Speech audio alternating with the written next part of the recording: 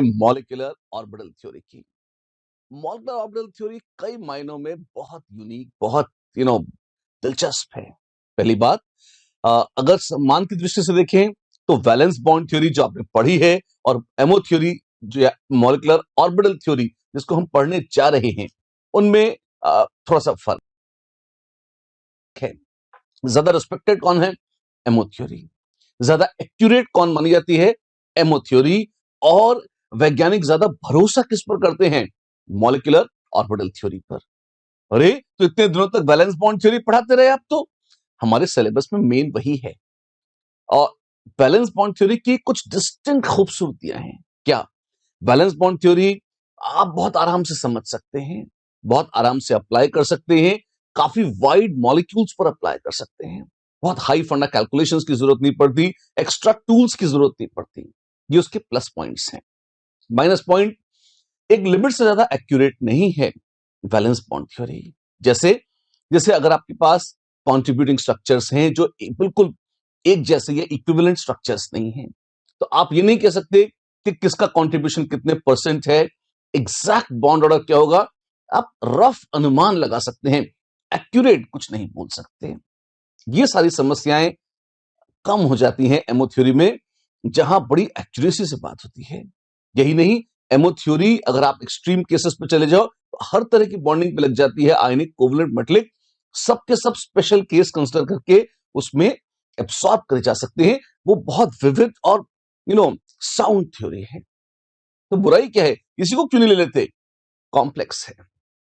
MO theory में properly ढंग से सॉल्व करने के लिए पहले तो लोगों को सुपर कंप्यूटर्स की जरूरत पड़ती थी। कुछ कैलकुलेशंस तो ऐसे हैं जिन पे सुपर कंप्यूटर्स भी हाथ खड़े कर देते हैं कि मान लिया जाता है कि ये होंगे ही नहीं। तो क्योंकि थ्योरी कॉम्प्लिकेटेड है, और सहज रूप से जिस तरह से आप प्यार से कुछ लाइनें खींचकर बॉन्ड बॉन्ड बनाकर स्ट्रक्चर बना लिया करते थे बैलेंस बॉन्ड थ्योरी में, वो चीज एमओ थ्योरी में नहीं है। इस वजह से एमओ थ्योरी हमारे सिलेबस में बहुत जरा सी है, लेकिन बहुत इंपॉर्टेंट है। हर साल क्वेश्चन लगभग तय है इससे आते हैं। 10 में से 8 पेपर्स में एमओ थ्योरी का क्वेश्चन होता ही होता है। और एमओ थ्योरी में 15-20 ज्यादा क्वेश्चन नहीं है। अच्छा, तो 50 साल के इतिहास में तो बहुत पूछे गए होंगे। एक एक क्वेश्चन ऐसे भी हैं, कुछ एक तो जो 8-8, 10-10 बार रिपीट हुए हैं और आज भी होते चले जा रहे हैं और आगे भी होते चले जाएंगे। क्यों? एमओ थ्योरी आगे जब आप और हायर स्टडीज करेंगे, इंपॉर्टेंट है। हर पेपर सेटर चाहता है कि आप इसको वेटेज देकर पढ़ें, बेसिक समझ लें, हाई फाई ना पढ़ें तो बेसिक से एक बार समझ लें, और उसके बाद जब आपको और एडवांस लेवल पर पढ़ाएं तो आपको इसको कैच करने में आसानी होगी। इसलिए हमारा सिलेबस सबसे पहले आप सुन लीजिए क्या है। हमारा सिलेबस सिंपल है और वो है होमोन्यूक्लियर डायटोमिक मॉलिक्यूल्स। क्या है? Homo nuclear. होमो मतलब एक जैसा, न्यूक्लियर मतलब जिसका न्यूक्लियस एक जैसा हो। मतलब जैसे जैसे हाइड्रोजन H2, इसमें 2 एटम्स हैं और दोनों का न्यूक्लियस एक जैसा है। O2, दोनों एटम्स एक जैसे हैं, न्यूक्लियस एक जैसा है। O3 में भी तो एक जैसा है। हाँ जी, इसीलिए बोला है डाई एटॉमिक। डायटोमिक क्यों बोल रहे हैं आप? एक्चुअली इसमें गड़बड़ रहती है। 3 एटम्स भी आते हैं, ओजोन भी आ जाती है, लोग कांपने लगते हैं, इतना कॉम्प्लिकेटेड हो जाता है मामला, उससे सॉल्व नहीं होता। तो हमारे सिलेबस में सिर्फ होमोन्यूक्लियर डायटोमिक मॉलिक्यूल्स, बस इन्हीं की बात करी गई है कि भगवान इतना कर दें आप, इसमें भी हम खुश हो जाएंगे। सारे ना टिल एटॉमिक नंबर 10। अच्छा, तो मॉलिक्यूल कितने से? मैं तो वही कह रहा था, मॉलिक्यूल है ही कितने से, लेकिन है बहुत काम की थ्योरी, इंपॉर्टेंट बहुत है। आपको मजा आएगा सुनकर। आसान है, बहुत आसान है। जितना हमें करना है उतना तो काम बड़ा आसान है। तो शुरू करें, आइए आगाज करते हैं। किसका? मॉलिक्यूलर ऑर्बिटल थ्योरी का। किसने प्रपोज करी थी थ्योरी? 2 महान वैज्ञानिक थे, रॉबर्ट मॉलिकन है और उसके साथ साथ आप देखेंगे वो हंस रूल ऑफ मैक्सिमम मल्टीप्लिसिटी याद है, वो हंस जी हैं। ठीक है, इन दोनों ने मिलकर फॉर्मुलेट किया था एमओ थ्योरी को। हाँ, थ्योरी क्या थी, assumptions क्या थे? जैसे वैलेंस बॉन्ड थ्योरी अगर आपको याद हो, उसमें assumption था कि कोवलेंट बॉन्ड कैसे बनता है? when half filled valence orbital of one atom overlaps the half filled valence orbital of another atom in proper direction. सही दिशाओं से अगर दो half field balance orbitals overlap करते हैं तो कोवलेंट बॉन्ड बनता है। ये अजम्पशन था किसका? वैलेंस बॉन्ड थ्योरी का। एमो थ्योरी क्या मानती है? एमो थ्योरी ने कहा कि हम तो और एक्यूरेट हैं। अगर आप और एक्यूरेट हैं तो आपको एक स्टेप ऊपर जाके बात करनी पड़ेगी। तो उन्होंने कहा जी जब हम एक स्टेप ऊपर जा रहे हैं तो हम अंदर वाले इलेक्ट्रॉन्स भी देख लेंगे। जब एटम्स करीब आते हैं तो क्या सिर्फ वैलेंस शेल के ऊपर असर पड़ता है? नहीं, एक का न्यूक्लियस दूसरे के न्यूक्लियस को भी रिपेल करता है, दूसरे के इलेक्ट्रॉनों को अट्रैक्ट करता है, एक इलेक्ट्रॉन क्लाउड दूसरे के इलेक्ट्रॉन क्लाउड को रिपेल करते हैं। बहुत सारा इंटरेक्शन होता है। आप ऐसा कैसे कह सकते हो कि सिर्फ बैलेंस शेल का ही महत्व है? बात तो सही लगी लोगों ने कहा कि हाँ भाई बात तो ठीक है आपकी। तो एमो थ्योरी ने पहले तो सीना तान के बहुत बड़ी बात बोल दी। उन्होंने कहा जी ऑर्बिटल की ओवरलैप की बात करते थे ना वैलेंस बॉन्ड थ्योरी में। हाँ, तो हम और बड़ी शानदार चीज बताते हैं आपको। ऑर्बिटल्स कहां से आई? श्रोडिंगर इक्वेशन से आई। श्रोडिंगर इक्वेशन कैसे लिखी? एक न्यूक्लियस था, उसकी इलेक्ट्रिक फील्ड थी, उसमें इलेक्ट्रॉन्स को ऐड करना था, उसी में वेव इक्वेशन अनसर्टेनिटी प्रिंसिपल वगैरह का एकदम बढ़िया लगाकर और हमने श्रोडिंगर इक्वेशन डिराइव कर ली थी, फिर सॉल्व किया था, सॉल्व करके ऑर्बिटल्स निकाली थी जिनको कहा गया था कि ये एटॉमिक ऑर्बिटल्स हैं, ऐसे बोला था। हाँ जी। अब क्या हुआ? अब लोगों ने कहा कि ठीक है वो बढ़िया था। अब एमो थ्योरी में आप क्या कर सकते हो? ऐसे है एक न्यूक्लियस की बजाय मान लो जैसे O2 का मॉलिक्यूल है, दो न्यूक्लियस है, दो न्यूक्लियस की इलेक्ट्रिक फील्ड में फिर से इलेक्ट्रॉन डालना शुरू करो, फिर से उन पर वेव इक्वेशन लगाओ, फिर से उन पर अनसर्टेनिटी प्रिंसिपल लगाओ और वो पूरा का पूरा श्रोडिंगर इक्वेशन का डेरिवेशन रिपीट कर लो। जो भी नया मॉलिक्यूल देखो उसके न्यूक्लियस सजाकर डेरिवेशन बार बार रिपीट करते जाओ और आपको नए नए वहां पर जो ऑर्बिटल्स मिलते थे वो एटॉमिक ऑर्बिटल्स कहलाते थे और यहां जो मिलेंगे उन्हें मॉलिक्यूलर ऑर्बिटल्स कह देंगे। और जैसे ही उन इलेक्ट्रॉनों का वर्णन आप करेंगे आपको सारी डिटेल्स उस मॉलिक्यूल की पता लग जाएंगी। अब सिद्धांत तो बढ़िया है, इसमें कोई शक नहीं है, पर दुख की बात यह है कि ये बहुत बहुत मुश्किल है इंप्लीमेंट करने पर। श्रोडिंगर की इक्वेशन सॉल्व करना कोई मजाक नहीं है। एक इलेक्ट्रॉन के लिए तो लोगों के पसीने छूट जाया करते थे, वो एक्यूरेटली एक इलेक्ट्रॉन से ज्यादा के लिए सॉल्व ही नहीं होती थी, अप्रोक्सीमेशंस करने पड़ते थे लोगों को। और सिंगल न्यूक्लियस के लिए तो multi nucleus multi electron species के लिए पागल कर देंगे वो। हाँ करेंगे। तो यार वो तो ये तो अच्छा काम नहीं है, कुछ आसान चीज सोचो, एटलीस्ट डुएबल चीज सोचो। थोड़ा मुश्किल भी हो गया अपन कर लेंगे, पर करने लायक तो यार ये तो बहुत ज्यादा हो गया। ठीक है, तो लोगों ने कहा कि उपाय निकालते हैं। पहली बात तो लेकिन एक कंसेप्ट पर तो हम सहमति देते हैं कि जब एटम्स कंबाइन करते हैं, हाँ जी, तो इलेक्ट्रॉन्स अब एटॉमिक ऑर्बिटल्स में नहीं रह गए हैं, अब कुछ नई ऑर्बिटल्स प्रकट हो गई हैं जिनका नाम रखा है मॉलिक्यूलर ऑर्बिटल्स, क्योंकि मॉलिक्यूल में है तो वो है मॉलिक्यूलर ऑर्बिटल्स। ठीक है, ऐसे बनी है। लोगों ने कहा भाई एक तो तरीका था कि शुरू से नहीं डिराइव कर लो, मुश्किल लग रहा है आपको, तो वैज्ञानिकों ने एक और फॉर्मूला दिया। उन्होंने कहा एक और अच्छा कंसेप्ट बताते हैं आपको, आप ऐसे देखिए। एक बार श्रोडिंगर आपने एटॉमिक ऑर्बिटल के लिए तो सॉल्व कर ली, बहुत मेहनत लगी आपको। लोगों ने कहा हाँ जी मेहनत तो लगी लेकिन सॉल्व कर लिया हमने, वेरी गुड। अब एक एटम है, हाँ जी, उसके एटॉमिक ऑर्बिटल है, हाँ जी, दूसरा एटम है बिल्कुल, और उसके भी एटॉमिक ऑर्बिटल है बिल्कुल। तो जब वो करीब आएंगे, हाँ जी, तो ओवरलैप करेंगे बिल्कुल, कंबाइन करेंगे बिल्कुल, बॉन्ड बनाएंगे। हाँ हाँ आगे तो बोल। हाँ तो जब जब वो आएंगे बॉन्ड बनाएंगे तो उस प्रोसेस में आप ये कह सकते हो कि एमओ कैन बी ऑब्टेन्ड, यानी कि molecular orbital can be obtained by combining atomic orbitals. Atomic orbitals को कंबाइन करके एमओ की कल्पना करी जा सकती है। अच्छा, तो लोगों ने कहा तो हाइब्रिडाइजेशन में भी था, मिक्सिंग ऑफ एटॉमिक ऑर्बिटल्स। यहां भी आप मिक्सिंग ऑफ एटॉमिक ऑर्बिटल्स कर रहे हैं, बहुत बड़ा अंतर है। हाइब्रिडाइजेशन में एक ही एटम के ऑर्बिटल्स मिक्स होते थे और यहां पर अलग अलग एटम्स के ऑर्बिटल्स कंबाइन हो रहे हैं। हाइब्रिड ऑर्बिटल भी एटॉमिक ऑर्बिटल ही थे और यहां अलग अलग एटम्स मिल रहे हैं तो नई मॉलिक्यूलर ऑर्बिटल बन रही है। यह काम नया हो रहा है, पर फिर भी शर्तें वही रहेंगी। कैसे? जो एटॉमिक ऑर्बिटल्स मिक्स होंगी, कंबाइन होंगी, फ्यूज होंगी, मर्ज होंगी और बनाएंगी नए molecular orbitals, they must have same और नियरली सेम एनर्जी। सेम या नियरली सेम एनर्जी हो, शेप वेव भी उनके ठीक हो, तभी ये हो सकता है। शेप वेव ठीक होगा क्या मतलब है, आगे जब हम कॉम्बिनेशन करेंगे तो बता देंगे आपको। यहां पर थोड़ा सा मैसी हो जाएगा इसको समझाना, पर आप ये देखें पॉइंट बड़ा अच्छा है कि कंबाइन कौन सी एटॉमिक ऑर्बिटल्स जोड़ के एमओ बना सकती हैं। जवाब है भैया, जिनकी एनर्जी सेम हो या नियरली सेम हो और शेप भी मिलते जुलते ठीक ठाक हो, कंबाइनेबल हो, वो बना सकती हैं। ठीक है, कोई फर्क है एटॉमिक और ये मॉलिक्यूलर ऑर्बिटल में? हाँ जी, बहुत सारे फर्क हैं, और सबसे बड़ा फर्क क्या है, एटॉमिक ऑर्बिटल का एक ही सेंटर होता है, उसी के अबाउट एस या पी या डी या एफ ऑर्बिटल बनती है। एमओ के एक से ज्यादा सेंटर है, कम से कम 2 सेंटर होंगे, हो सकता है 3 हो सकता है 4 सेंटर हो जाए, और इलेक्ट्रॉन्स उसके इर्द गिर्द डिस्ट्रीब्यूटेड होंगे। तो मॉलिक्यूलर ऑर्बिटल्स पॉलीसेंट्रिक हैं, वो मोनोसेंट्रिक नहीं है। ठीक है, कोई और चीज बताना चाहें? हाँ, फिर एक तो ये हो गया भाई, एटॉमिक ऑर्बिटल कंबाइन करेंगे तो एमओ बनेगा। दूसरा प्रश्न था कौन कंबाइन करेगा, तो जवाब मिला भाई बराबर बराबर की एनर्जी वाले कंबाइन कर जाएंगे तो मिल जाएंगे। फिर डिफरेंस क्या है, सिंगल सेंट्रिक पॉलीसेंट्रिक, ठीक है, और भी कुछ है? हाँ, अब कोई रूल्स है क्या कि भाई एमओ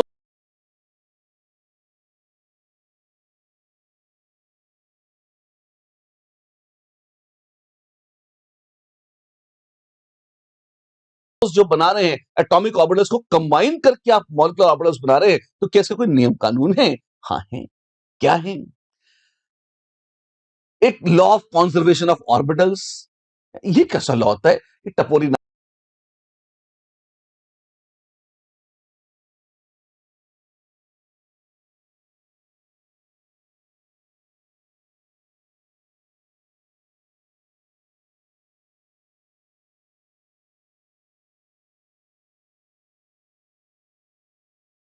नाम है, मैंने दे दिया है, ये कोई ऑफिशियल लॉ नहीं है, पर हाँ चीज वैसी ही है। जितने एटॉमिक ऑर्बिटल्स कंबाइन हो रहे हैं, उतने ही मॉलिक्यूलर ऑर्बिटल्स बनेंगे। The number of combining atomic orbitals is equal to the number of molecular orbitals thus produced. ठीक है, अच्छी बात है। फिर कंबाइन तो करते हैं, पर इनके कॉम्बिनेशन से होता क्या है, एटॉमिक ऑर्बिटल्स जब जुड़ रहे हैं, आप मजे की बात देखिए, बड़ी अद्भुत बात देखिए, 2 तरह के एमओ बनते हैं। कौन से? अगर आप कहेंगे भाई ये है एक एटॉमिक ऑर्बिटल और ये है दूसरा एटॉमिक ऑर्बिटल, ये कंबाइन कर गए, ठीक है, इनके कॉम्बिनेशन के फलस्वरूप पता है, ऐसे ऐसे डॉटेड लाइन, मतलब कंबाइन करके ऐसे एक सिंबलिज्म है हम बना रहे हैं, और इनसे अगर उन्होंने बनाया ये क्या है, ये है एमओ। तो एक बनते हैं बॉन्डिंग ऑर्बिटल्स और एक बनते हैं एंटी बॉन्डिंग मॉलिक्यूलर ऑर्बिटल्स। अच्छा, तो ये क्या है, पहले सुन लीजिए कौन कौन से हैं। 2 तरह के बने, पहले ये थे जब ये येलो वाले एटॉमिक ऑर्बिटल थे, तब ब्लू वाले मॉलिक्यूलर ऑर्बिटल नहीं थे, एटम्स दूर दूर थे, एटम्स करीब आए, करीब आए, तो अब एटॉमिक ऑर्बिटल्स का अस्तित्व समाप्त हो गया, एटॉमिक ऑर्बिटल्स गायब हो गए, वो हैं ही नहीं, और उनकी जगह प्रकट हो गए कौन, उनकी जगह प्रकट हो गए molecular orbitals. Okay, that's lovely. और ये कौन से मॉलिक्यूलर ऑर्बिटल्स हैं?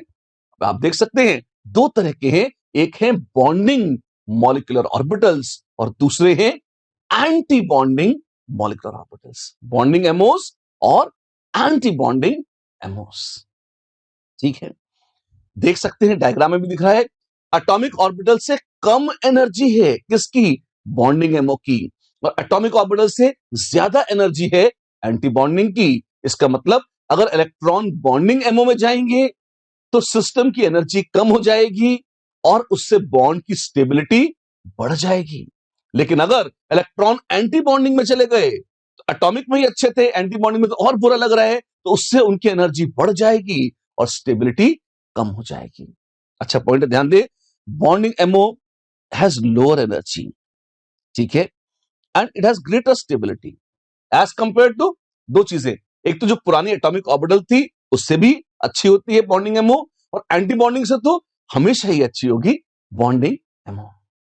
ऐसा है, दुनिया की हर बॉन्डिंग एमओ दुनिया के हर एंटी बॉन्डिंग से अच्छी होगी? दो ऑर्बिटल के मिक्स होने से एक बॉन्डिंग एक एंटी बॉन्डिंग बनी, उनकी आपस में तुलना हो रही है, ब्रह्मांड के हर ऑर्बिटल की एक दूसरे से तुलना नहीं हो रही है। ठीक है। अच्छा, एटॉमिक ऑर्बिटल क्या बताती थी?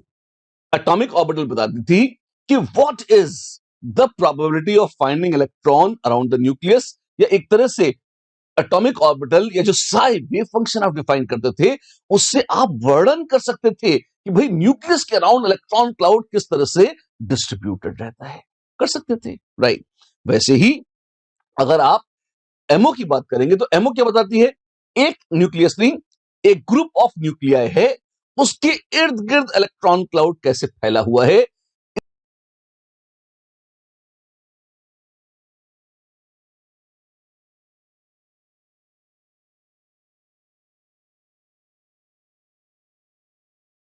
इसकी जानकारी आपको मिलेगी मॉलिक्यूलर ऑर्बिटल के वेव फंक्शन से।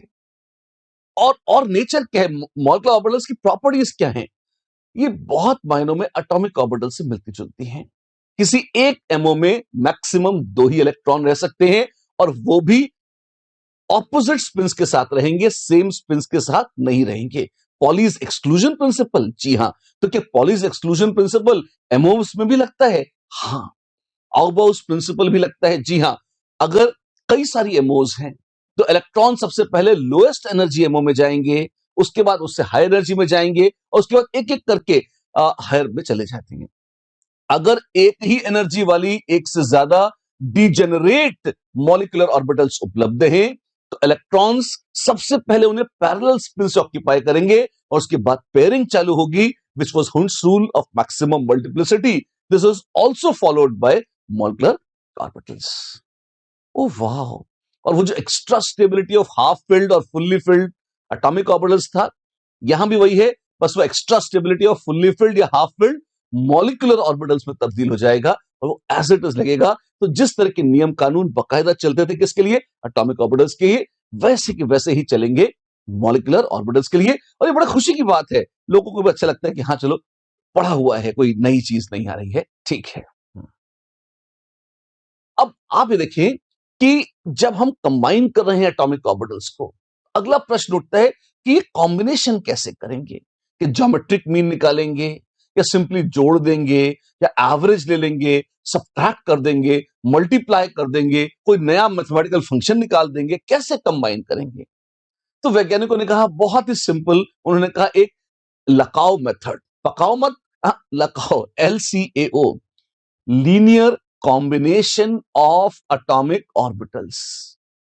अगर पहली एटॉमिक ऑर्बिटल का वेव फंक्शन है psi1 और दूसरी का वेव फंक्शन है psi2, तो एमओ का वेव फंक्शन psi होगा psi1 प्लस psi2, बस। That's it.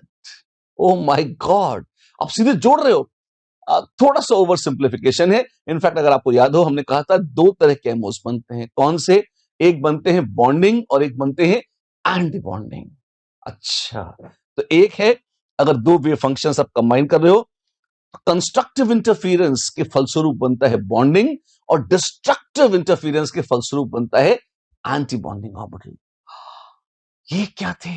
एक बार बात भी कर लेंगे इनकी। थोड़ा धीमे धीमे चलिए, पहले एक ही सेंटेंस बोलना चाहता हूं मैं। कैसे? अगर एटॉमिक ऑर्बिटल्स को कंबाइन करके ही बना रहे हैं एमओ, अभी तक तो हमने साहित्यिक बातें करी कि हाँ ऐसा कर सकते हैं, ऐसा करेंगे, पर जब अब लोगों ने कहा कि ठीक है हमारी समझ में आ गया, अब करो, कैसे करोगे? कंबाइन करेंगे ना, तो कैसे कंबाइन जोड़ दोगे, क्या करोगे? तो ये भी हो सकता था कि sigma 1 square plus sigma 2 square ऐसे स्क्वायर करके जोड़ दें, क्यूब करके जोड़ दें, स्क्वायर रूट लेके जोड़ दें, कैसे जोड़ रहे हो? तो वैज्ञानिकों ने कहा सिंपल रखते हैं, लीनियर कॉम्बिनेशन करो, डायरेक्टली वेव फंक्शन जोड़ दो, दैट्स इट। अच्छा, this is called, and by the way this is regarded only as an approximated method, but linear combination of atomic orbital, ये लकाओ मेथड बढ़िया चलता है, ठीक है। क्या था इसमें?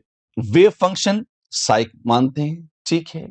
साइ, अगर आपको याद हो, फिजिकल इसकी सिग्निफिकेंस नहीं होती, but psi square represented the probability of finding the electron at any point in in a small volume dV around the nucleus, ठीक है।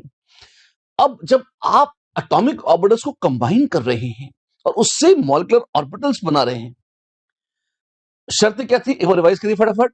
सेम या नियरली सेम एनर्जी, सिमेट्री या एक्सेस वगैरह भी उनकी सेट होनी चाहिए। इसकी फील आपको नहीं आएगी तो भाई डायग्राम्स बनाऊंगा तो आपको फील दिला दूंगा, कोई दिक्कत नहीं है। और बढ़िया ओवरलैप होनी चाहिए, ऐसा ना हो दूर दूर ही रह जाए, थोड़ी ओवरलैप हो ताकि कंबाइन वमाइन करने की पॉसिबिलिटी तो बने। ठीक है, कंबाइन कैसे करेंगे, लीनियर कॉम्बिनेशन लिखते कैसे हैं? अब ये चीज देखिए, वैज्ञानिकों ने कहा कि भाई दो वेव फंक्शन है, अगर सिंपली ऐड कर दो तो इससे मिल जाएगी बॉन्डिंग एमओ। अच्छा, ठीक है, और इसमें कंस्ट्रक्टिव इंटरफेरेंस होगी। कंस्ट्रक्टिव इंटरफेरेंस ये होती क्या है, ये तो पहले भी समझ में नहीं आई थी। सच तो ये है कि हम इसे एटॉमिक स्ट्रक्चर में पढ़ा चुके हैं, लेकिन फिर भी एक बार फिर से इस आइडिया को, बहुत सरल सा आइडिया, इसको रिपीट कर देते हैं ताकि अगर तब आप असहज थे तो अब सहज हो जाएं, और अगर पहले देख भी चुके थे और सहज भी थे तो दोबारा सुनना कोई मुश्किल काम नहीं, आपको मजा आएगा। देखिए, वेव क्या थी, जैसे कोई तार है उसमें वेव जा रही है तो पार्टिकल्स ऊपर नीचे ऊपर नीचे ऊपर नीचे ऊपर नीचे सब अपनी जगह उठक बैठक कर लगाते हैं, राइट। तो आप ये देखिए, एक वेव एक्स है, क्या हो रहा है, पार्टिकल ऊपर नीचे जा रहे हैं, कोई कभी ऊपर आता है, कोई कभी, कोई अलग कोई अलग कोई अलग, तो ओवरऑल वो आपको ऐसे वेव के रूप में दिखता है। वेव वाई, इसमें भी उठक बैठक हो रही है, हाँ जी। तो एक वेव चल रही है, दूसरी वेव चल रही है, अगर ये दोनों वेव्स एक साथ एक ही पॉइंट पर आ जाएं तब क्या होगा, तब हम कहते हैं, फिजिक्स में एक प्रिंसिपल है जिसमें वो कहते हैं कि जितना डिस्प्लेसमेंट है एक के कारण और जितना डिस्प्लेसमेंट है दूसरे के कारण, उनको जोड़ दो, तो एक और दूसरे के कारण जोड़ के यहां आ गया, तो एक ऐसी थी दूसरी ऐसी थी, तो कॉम्बिनेशन कैन बी एकदम बहुत भयंकर वाली वेव इस तरह की बन सकती है। अच्छा, ये कब होगा, ये तब होगा जब उनके डिस्प्लेसमेंट्स एड अप हो जाए, एक का इतना दूसरे का इतना, एड होकर इतना आ गया, और इसको बोलते हैं कंस्ट्रक्टिव इंटरफेरेंस।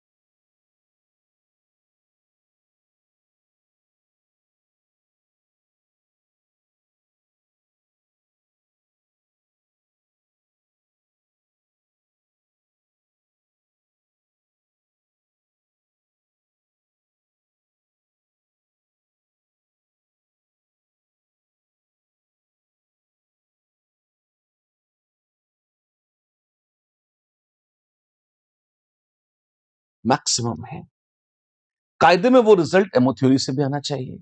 आ रहा है क्या, अगर कंस्ट्रक्टिव इंटरफेरेंस हो रही है तो इलेक्ट्रॉन के पाए जाने की प्रोबेबिलिटी बढ़ गई है, डिस्ट्रक्टिव हो रही है, आप देखिए जीरो हो गई है, मिनिमम हो गई है। ठीक है, मेक सेंस, अच्छा लगता है, राइट। फिर से याद दिला दूं, दो तरह के थे, बॉन्डिंग एमोस और anti bonding Amos. Bonding Amos और एंटी बॉन्डिंग एमोस एक बार कंपेयर कर लीजिए, इतनी सारी बातें बोल दी हमें, हम कंफ्यूज हो रहे हैं। एक बार मैं समरी दे देता हूं आपको अच्छा लगेगा। देखिए, बॉन्डिंग और एंटी बॉन्डिंग एमोस अगर ऐड हो जाए वेव फंक्शन तो उनसे बनती है बॉन्डिंग एमओ, और अगर सब्ट्रैक्ट हो जाए तो उनसे बनती है एंटी बॉन्डिंग एमओ। पहला पॉइंट, ठीक है, इसी को मैथमेटिकली लिख लीजिए, साई ए प्लस साई बी, ये है साई बॉन्डिंग, और साई एंटी बॉन्डिंग है साई ए माइनस साई बी। ठीक है, प्लस का मतलब क्या था, कंस्ट्रक्टिव इंटरफेरेंस थी, माइनस का क्या मतलब था, डिस्ट्रक्टिव इंटरफेरेंस थी। थर्ड पॉइंट याद रख सकते हैं, कंस्ट्रक्टिव थी, मजा आएगा रहने में, स्टेबिलिटी बढ़ेगी, एनर्जी लोअर है इसकी, तो बॉन्डिंग एमओ की एनर्जी एटॉमिक ऑर्बिटल के मुकाबले कम हो जाती है और एंटी बॉन्डिंग की एटॉमिक के मुकाबले बढ़ जाती है, लोअर एंड हायर। बिल्कुल आमने सामने, बहुत ही आसान, बहुत सुंदर और बहुत यूजफुल कंपैरिजन। दोनों न्यूक्लियर के बीच में इलेक्ट्रॉन की पाए जाने की प्रोबेबिलिटी बढ़ जाएगी बॉन्डिंग के केस में, कंस्ट्रक्टिव इंटरफेरेंस थी, और घट जाएगी एंटी बॉन्डिंग के केस में क्योंकि डिस्ट्रक्टिव इंटरफेरेंस थी।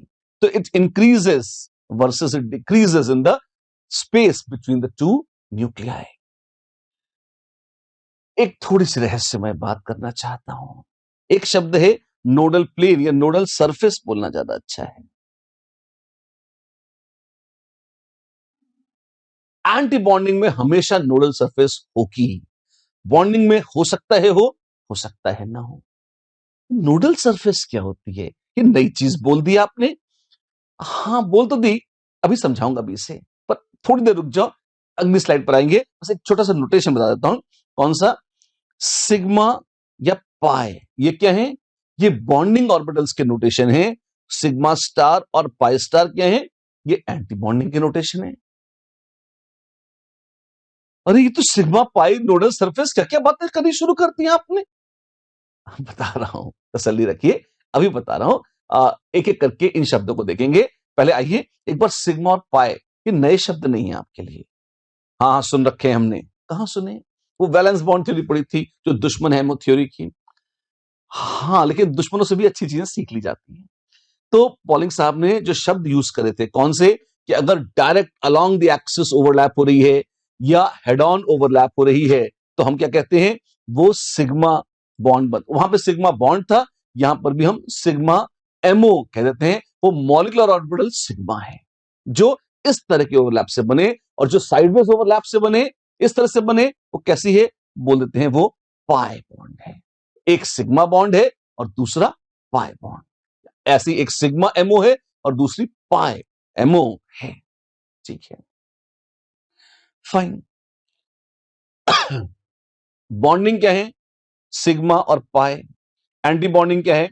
सिग्मा स्टार और पाई स्टार। एंटी बॉन्डिंग में एक सितारा लगा देते हैं, स्टार का मतलब अब ये एंटी बॉन्डिंग हो गया है, राइट? जैसे जैसे हाइड्रोजन है। अब अभी तक की बातें थोड़ी सी आपको है तो बड़ी सुंदर और बड़ी सिस्टमैटिक है, कोई दिक्कत वाली चीज नहीं है, पर हो सकता है इसको इमेजिन करने में कोई बहुत भव्यता आपको नजर ना आ रही हो। अब मैं आपको दिखाता हूं कि आप एटॉमिक ऑर्बिटल्स को कंबाइन करो, जैसे ये है। आपको थोड़ा अच्छा लगेगा। कैसे? 1s और 1s मिले तो ये बन गया सिग्मा 1s। वाओ, इसमें दो दो न्यूक्लियाई हैं। हाँ जी।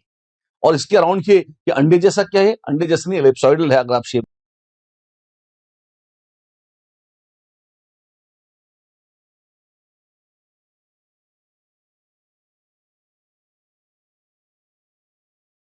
देखें। वैसे तो यहाँ पे जो बना हुआ है, बट हाँ कुछ कुछ मतलब वो स्फेरिकल नहीं है, थोड़ा चपटा लंबा इस टाइप का है। ये सिग्मा 1s है। दोनों न्यूक्लियर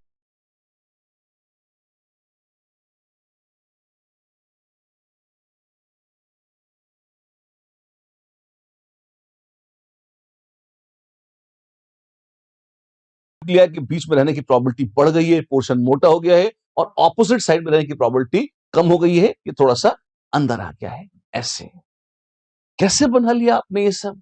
हम बना सकते हैं क्या? हाँ, क्यों नहीं। एमओ डायग्राम्स कैसे स्केच करते हैं ये बताता हूं आपको, बहुत मजा आएगा। ये आसान है, यूजफुल है, और बनने के बाद थोड़े स्टाइलिश भी लगते हैं, और आपको इनसे बहुत सारी सूचनाएं मिलती हैं। मेरे साथ सीखिए कैसे बनाते हैं। सबसे पहले एक एक्सेस बना लीजिए।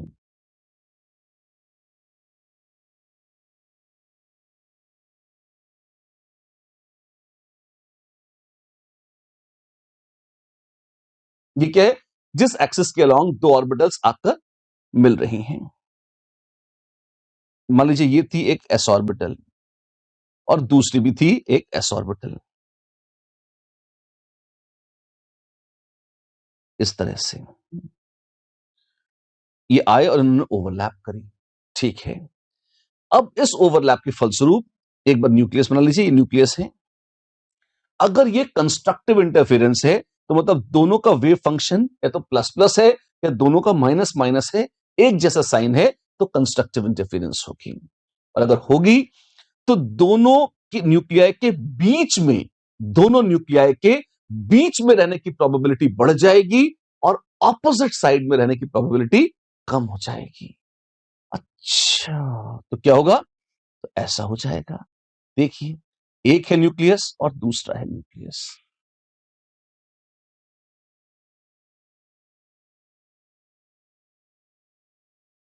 एक, ये दो न्यूक्लियस हैं इस तरह से। तो ये पहले था, और ये ऐसा बन गया। This is sigma 1s। अच्छा, बढ़िया है। तो यहां पर बीच में कंस्ट्रक्टिव इंटरफेरेंस हो रही है। हाँ जी, यहां कंस्ट्रक्टिव इंटरफेरेंस हो रही है। और अगर वेव फंक्शन का साइन ऑपोजिट होता, एक प्लस और एक माइनस होता, तो डिस्ट्रक्टिव हो जाती, काट डालते एक दूसरे को, काट डालते एक दूसरे को, तो कैसा दिखता बताता हूं, वो भी बना के बताता हूं। मान लीजिए ये एक्सिस है दोनों न्यूक्लियाई की, और ये न्यूक्लियाई हैं, तो उनके बीचों बीच आप देखते हैं एक तरफ प्लस एक तरफ माइनस, तो ठीक बीचों बीच जहां इसका इसका असर सेम है, कैंसिल हो जाएगा, नोडल प्लेन आ जाएगा। अगर इस नोडल प्लेन से हल्का सा इस तरफ जाएंगे, जैसे इधर आ जाएंगे हल्का सा, तो क्या आप देख सकते हैं बीच में तो प्लस माइनस बराबर है, हल्का सा इधर आएंगे जहां मैं मार्क कर रहा हूं, इधर आ गए, तो आप देखेंगे कि प्लस की तरफ आ गए, जहां पे वेव फंक्शन का साइन प्लस है, तो वहां प्लस वाला का थोड़ा ज्यादा मैग्नीट्यूड है, और माइनस के लिए प्लस वाले न्यूक्लियस के पास है, माइनस वाले से थोड़ा दूर है, तो माइनस की मैग्नीट्यूड थोड़ी सी कम होगी, पर कैंसिल कर रहे हैं तो डिस्ट्रक्टिव।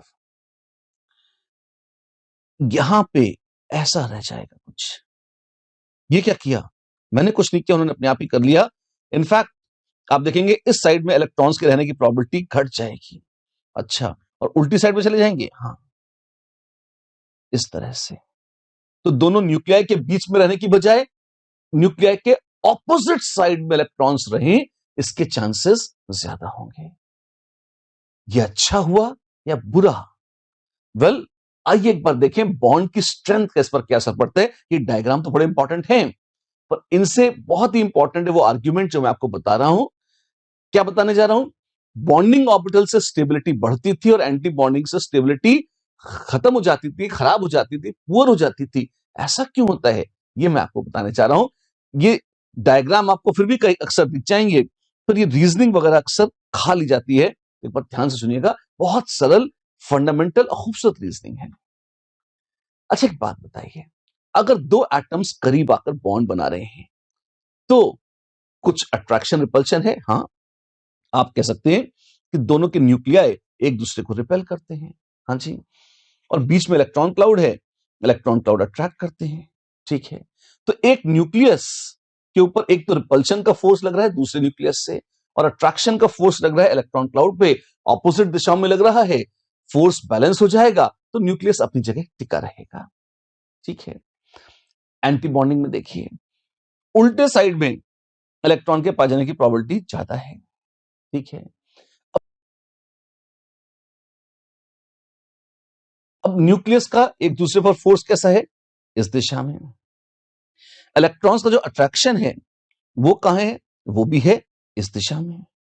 अरे, तो दोनों एक दूसरे को दूरी खींच रहे हैं, हाँ, तो एक दूसरे को दूरी खींच रहे हैं, तो बॉन्ड को तोड़ना चाह रहे हैं, हाँ, इसीलिए तो नाम है बाबू एंटी बॉन्डिंग। एंटी बॉन्डिंग, तोड़ना चाहते, बने बनाए बॉन्ड को तोड़ना चाहते, नलायक हैं, होते हैं ऐसे लोग, एंटी सोशल एलिमेंट्स होते हैं। तो ऐसे ऑर्बिटल क्यों बना दिए? मैंने नहीं, इनको ईश्वर ने बनाया है। अब भगवान ने दिन बनाया तो रात बनाई, देवता बनाए तो राक्षस बनाए, बॉन्डिंग बनाई तो एंटी बॉन्डिंग बना दी, लीला प्रभु की वही जाने, ठीक है। तो आप ये देखें कि इस तरह से ये मैं तो मेरा काम है आपको बता दूं कि ये होता है, और क्या क्यों कैसे साइंस के हिसाब से होता है, मैंने तो बता दिया आपको कि भाई दो ऑर्बिटल बनती हैं, बॉन्डिंग और एंटी बॉन्डिंग। बॉन्डिंग में इलेक्ट्रॉन जाता है तो बॉन्ड मजबूत होता है, उससे बॉन्ड की स्टेबिलिटी बढ़ती है, इलेक्ट्रॉनों को भी मजा आता है। अगर इलेक्ट्रॉन एंटी बॉन्डिंग में चले जाते हैं तो सिस्टम की स्टेबिलिटी कम होती है, बॉन्ड वीक हो जाता है।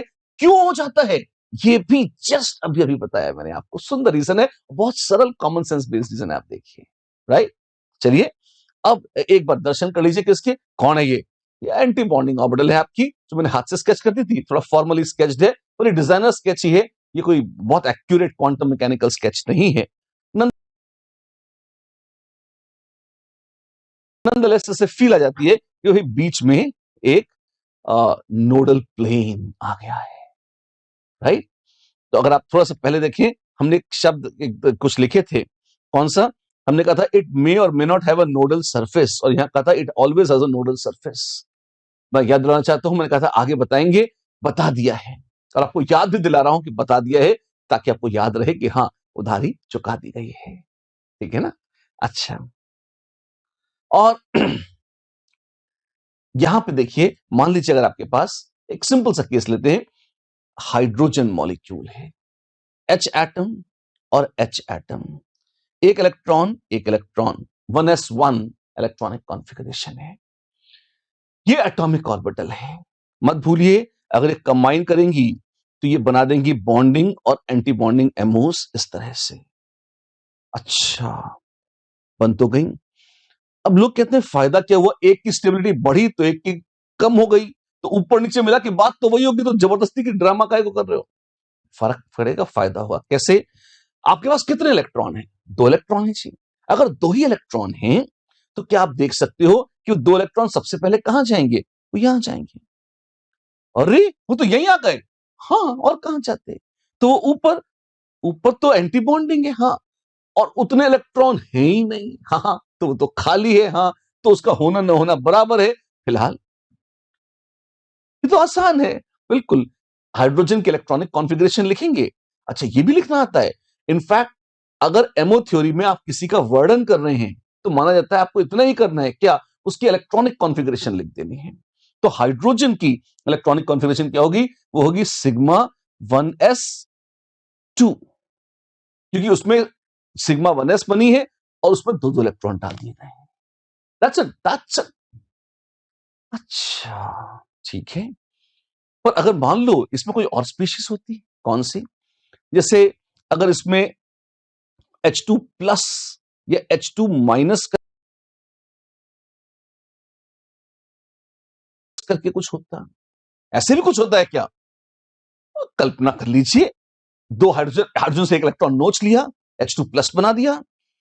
अच्छा, तो ये ऐसा है कि एक तरफ एक इलेक्ट्रॉन, एक तरफ कुछ नहीं है। क्या बनेगा? इसका ये हो जाएगा सिग्मा 1s1। और H2- का मतलब क्या हुआ कि टोटल 3 इलेक्ट्रॉन्स हैं, तो 2 तो यहां जाएंगे, तीसरा कहां जाएगा? तीसरा ऊपर चला जाएगा एंटी बॉन्डिंग में। हाँ, कैसा हो जाएगा? Electronic configuration sigma 1s2 sigma star 1s1। अच्छा, ठीक है, बस ऐसे। तो 3 3 इलेक्ट्रॉनिक कॉन्फ़िगरेशन लिख दिया आपने, ऐसे ही काम होता है। तो आप ये देखें, ये तो हाइड्रोजन था। अगर इसी की बजाय कोई कहता कि सबके डाई हीलियम हो सकती है, He2। He2 कैसे? देखते हैं। हम कहते हैं कि He2 अगर होता तो एक हीलियम में है 2 इलेक्ट्रॉन और दूसरी हीलियम में भी है 2 इलेक्ट्रॉन, तो टोटल इलेक्ट्रॉन कितने हो गए? 4। और जैसे ही पता चल गई, अब एमओज में भरते चले जाओ कि सबसे पहले आती है सिग्मा 1s 2 इलेक्ट्रॉन, उसके ऊपर आती है सिग्मा स्टार 1s, उसमें भी है 2 इलेक्ट्रॉन। अच्छा, तो अगर मेरे पास He2 होता तो sigma 1s2 sigma star 1s2 इस तरह से हो जाते हैं। ये अच्छा लग रहा है? पता नहीं, बॉन्डिंग में तो गए तो बड़ा अच्छा लगा, पर वो तो एंटी बॉन्डिंग में भी चले गए। हाँ, बॉन्डिंग वालों ने बॉन्ड बनाया तो एंटी बॉन्डिंग वाले तो जोर लगा रहे हैं तोड़ने के लिए। हाँ, तो क्या होगा? तोड़ देंगे। मतलब अगर बॉन्डिंग एंटी बॉन्डिंग बराबर है तो वो एक दूसरे को काट डालेंगे, खल्लास कर देंगे। और अगर जितना मजा आ रहा था उस रिपल्शन से वो कट गया, तो नेट क्या होगा? क्या He और He ही करते हुए बॉन्ड बनाएंगे? नहीं, वो ही करते हुए अलग हो जाएंगे। मतलब He2 एग्जिस्ट नहीं करेगा। समझ में नहीं आया? पता नहीं क्या बोल दिया आपने। दोबारा बताता हूं और एक नए कंसेप्ट के साथ बताता हूं, एक नई परिभाषा बोलता हूं, आपको बहुत मजा आएगा। आप सुनो मेरी बात। एक शब्द आता है जिसे कहते हैं बॉन्ड ऑर्डर। क्या क्या क्या? Bond order. क्या था ये बॉन्ड ऑर्डर? हमने बहुत बातें करी हैं बॉन्ड ऑर्डर की, याद है आपको? हाँ जी। बॉन्ड ऑर्डर क्या होता था? आ, हम कहते थे कि अगर सिंगल बॉन्ड है तो इसका मतलब है बॉन्ड ऑर्डर 1 है। अगर डबल बॉन्ड है इसका मतलब है बॉन्ड ऑर्डर 2 है। ट्रिपल है इसका मतलब बॉन्ड ऑर्डर 3 है। 2 इलेक्ट्रॉन शेयर होते हैं, कोई 2 एटम्स हैं जैसे H और H। अगर 2 इलेक्ट्रॉन्स शेयर हो रहे हैं तो हम कहेंगे सिंगल बॉन्ड है या बॉन्ड ऑर्डर इज 1। तो जितने नंबर ऑफ इलेक्ट्रॉन्स शेयर्ड हैं, जितने नंबर ऑफ इलेक्ट्रॉन्स शेयर्ड हैं, number of electrons shared between 2 atoms, उसको डिवाइड बाय 2 कर दो। उसको डिवाइड बाय 2 कर दो तो बॉन्ड ऑर्डर आ जाता है। 2 शेयर्ड हैं तो बॉन्ड ऑर्डर 1, 4 शेयर्ड हैं तो बॉन्ड ऑर्डर 2, और 6 शेयर्ड हैं तो बॉन्ड ऑर्डर 3। ऐसे तो लिखते हैं, ठीक है। अब यहां शेयरिंग तो वैलेंस बॉन्ड थ्योरी वाली तो है नहीं, यहां तो एमोज में इलेक्ट्रॉन है। हाँ जी, क्या कहेंगे? तो एमओस तो सारी शेयरिंग वेयरिंग के बाद ही बने हैं, तो हम कह देंगे number of electrons in bonding orbital minus number of electrons in anti bonding orbitals upon 2। ये क्या है? This is bond order. Bonding orbital में अगर 2 इलेक्ट्रॉन है तो वो एक सिंगल बॉन्ड बना देंगे। इसमें बॉन्ड ऑर्डर कितना हो जाएगा? 2/2 विच इज 1 हाइड्रोजन के केस में। अगर एंटी बॉन्डिंग में भी है तो वो बॉन्ड काट डालेंगे। अच्छा, तो 2 - 2/2 विच इज 0। 0 हो गया, मतलब बॉन्ड ही नहीं बना। हाँ, तो पता है ना नोबल गैसें कहां बॉन्ड बनाती हैं। He2 का बॉन्ड ऑर्डर 0 होना चाहिए था, और है। इसमें सदमे और आश्चर्य की कौन सी बात है? ठीक है, इनका क्या होगा? इसमें बॉन्ड ऑर्डर कितना है? 1/2, 2 - 1/2 विच इज 1/2। हाफ बॉन्ड, हाँ कैसा है? अब 0 से अच्छा है, पर बुराई है, बकवास ही है। बहुत अच्छा बॉन्ड है ना, कूड़ा है। ठीक है, जैसा है। तो आपने तो बॉन्ड ऑर्डर निकाल डाले। हाँ, कौन सी बड़ी बात है। एक चीज और बोलूं? हाँ, क्या? एक शब्द आता है, कौन सा? एक कहते हैं पैरा मैग्नेटिक। अच्छा, ये क्या चीज है? लिखिए, एनी स्पीशीज, ध्यान से लिखिए, any species which has any species which has at least one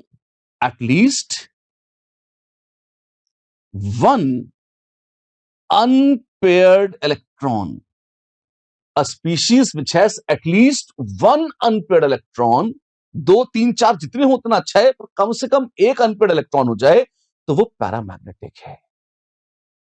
क्यों बोलते हो ऐसा? क्या होता है ये पैरामैग्नेटिक? इलेक्ट्रॉन कहां से ले आए? अरे काम, इलेक्ट्रॉनों का ही तो धंधा है पूरा, काम आएंगे, इसलिए बता रहा हूं। पहली चीज, पैरामैग्नेटिक क्या है? Any species which has at least one unpaired electron is paramagnetic. Second point लिखिए, paramagnetic substances are attracted in a magnetic field. Paramagnetic substances are attracted in a magnetic field. वो मैग्नेटिक फील्ड से आकर्षित हो जाते हैं। अच्छा, जैसे लोहा मैग्नेट से आकर्षित हो जाता है। हाँ, एग्जैक्टली। पर लेकिन अगर आप ध्यान दें, पत्थर पड़े हुए हैं सड़क पर, तो वो मैग्नेट से आकर्षित नहीं होते। हाँ जी, तो वो पैरामैग्नेटिक हैं? जी नहीं, लावारिस पत्थर पैरामैग्नेटिक नहीं है। तो ये तो बड़ी कॉमन सी बात है। चुंबक कहीं चिपकता है, मैग्नेट कहीं चिपकता है, कहीं नहीं चिपकता। कांच के ऊपर मैग्नेट चिपकता है? Not really. अगर वो एक्चुअली ग्लास है, सिलिका वाला, तो उस पर तो नहीं चिपकेगा। तो क्या है? तो क्या कांच पैरामैग्नेटिक है? नहीं। अच्छा, तो ये तो मजेदार क्राइटेरिया है। ऑफ कोर्स ये बड़ा मजेदार क्राइटेरिया है। Species which are attracted by a magnet या which are attracted in a magnetic field are called paramagnetic. और क्या हम उनके एटॉमिक स्ट्रक्चर से या मॉलिक्यूलर स्ट्रक्चर से ये देख सकते हैं? क्या हम ये प्रेडिक्ट कर सकते हैं कि कौन पैरामैग्नेटिक होगा और कौन नहीं होगा? हाँ। अच्छा, कैसे कर सकते हैं? बताता हूं आपको। पैरामैग्नेटिक कौन होगा? वेल, जिसमें एक या उससे ज्यादा अनपेयर्ड इलेक्ट्रॉन हो, जिसमें सिंपली इतनी सी बात, अनपेयर्ड इलेक्ट्रॉन आया, पैरामैग्नेटिक हुआ। क्योंकि हर इलेक्ट्रॉन एक बहुत छोटू मैग्नेट का काम करता है। ऑपोजिट स्पिन्स में क्या होता है? वो एक दूसरे की वो स्पिन मैग्नेटिक फील्ड कैंसिल कर देते हैं, बात खत्म हो जाती है। पर अनपेयर्ड है, बाकायदा वो एक छोटा सा मैग्नेट है, उसको चैलेंज करने वाला भी कोई नहीं है, तो मैग्नेट का काम करने लगता है। ठीक है, इतनी सारी कहानी यहां क्यों बताई? इसलिए बताई कि अगर अनपेयर्ड इलेक्ट्रॉन है तो पैरामैग्नेटिक होता है। आप ये बताओ कि क्या ये पैरा मैग्नेटिक हैं? हां या नहीं? आप चेक करिए, क्या अनपेयर्ड इलेक्ट्रॉन है ना, तो पैरामैग्नेटिक है? नहीं। यहां है? हां। वाह। और यहां यस, और यहां नो। अच्छा, तो H2+ H2- पैरामैग्नेटिक होंगे। अगर वास्तव में ये बन सके, कोई गारंटी नहीं है कि ये बनेंगे, पर अगर बन गए तो ये पैरामैग्नेटिक होंगे। ये हमारा दावा है, और सही दावा है। ठीक है, जो पैरामैग्नेटिक नहीं होते उनके लिए कोई नाम भी नहीं दोगे क्या? नाम है ना उनके लिए, उनको कहलाता है, वो कहलाते हैं diamagnetic substances which do not contain unpaired electrons are diamagnetic. लिखिए, substances which do not contain unpaired electrons are diamagnetic. Okay, तो वो अट्रैक्ट नहीं होते ना, इनफैक्ट उन पर असर ही नहीं पड़ता मैग्नेट का। और अगर बहुत बहुत सूक्ष्मता से देखें तो they are very very weakly repelled by a magnetic field. Diamagnetic substances are usually unaffected by magnetic field. प्रायः डायमैग्नेटिक सब्सटेंसेस पर मैग्नेटिक फील्ड का कोई बहुत प्रभाव नहीं पड़ता। और अगर बहुत एक्यूरेट यंत्रों से नापेंगे तो आप देखेंगे कि diamagnetic substances are actually very very weakly repelled by a magnetic field. ठीक है, तो कौन बनेगा डायमैग्नेटिक? आप देख सकते हैं जहां नो थे वो डायमैग्नेटिक हैं, और जहां यस था वो पैरामैग्नेटिक है। ठीक है, इतनी सारी बातें बता दी आपने। हाँ जी, अब हम आगे कैसे करें? हमने तो, आपने हाइड्रोजन हीलियम तो बता दी। तो जैसे 1s और 1s कंबाइन करते हैं और बनता है सिग्मा 1s और सिग्मा स्टार 1s, ऐसे ही 2s और 2s कंबाइन करेंगे, बनेगा सिग्मा 2s और सिग्मा स्टार 2s। ये तो ऐसे ही बनता जाएगा। हाँ, ये ऐसे ही बनता जाएगा। थोड़ा सा आगे मजेदार ज्यादा हो जाएगा, और कम से कम इतना तो करिए। आइए देखते हैं। एक बार सिग्मा वाले केस में और कौन हो सकता है? Li2 और Be2 को देखिए। ये क्या है? ये क्या बना रहे हो? ये लिली, बीबी, ये सब बनते हैं क्या? हम चेक कर रहे हैं, इसमें गुस्सा होने की क्या बात है? हम तो सिर्फ चेक करके देख रहे हैं कि क्या ये बनते हैं एमओ थ्योरी के हिसाब से। कैसे चेक करेंगे आप? एमओ कॉन्फ़िगरेशन लिख के। कैसे लिखेंगे एमओ कॉन्फ़िगरेशन? मैं बताता हूं आपको। पहले इलेक्ट्रॉन गिनिए, कितने इलेक्ट्रॉन हैं? लिथियम में 3, दूसरे में 3, 6 हैं। 4 + 4 इसमें कितने हैं? 8 हैं। ठीक है, और मॉलिक्यूलर ऑर्बिटल्स कौन से होते हैं? इंक्रीजिंग ऑर्डर ऑफ एनर्जी में लगाइए। Sigma 1s, sigma star 1s, sigma 2s, sigma star 2s, ऐसा होता है। सिग्मा ऐसे। ये क्या है? खाली ऑर्बिटल्स थे तो कहीं भी होते हैं। अब इनमें इलेक्ट्रॉन भरना शुरू करिए। अभी लो जी, कौन कौन से आ जाएंगे? आइए देखते हैं। यहां पर 2 + 2 4 + 2 6, इतने ही थे, 6 ही थे यहां पे। 6 भर लिए। अब क्या करें? इसकी जरूरत नहीं है, बस इतने ही है।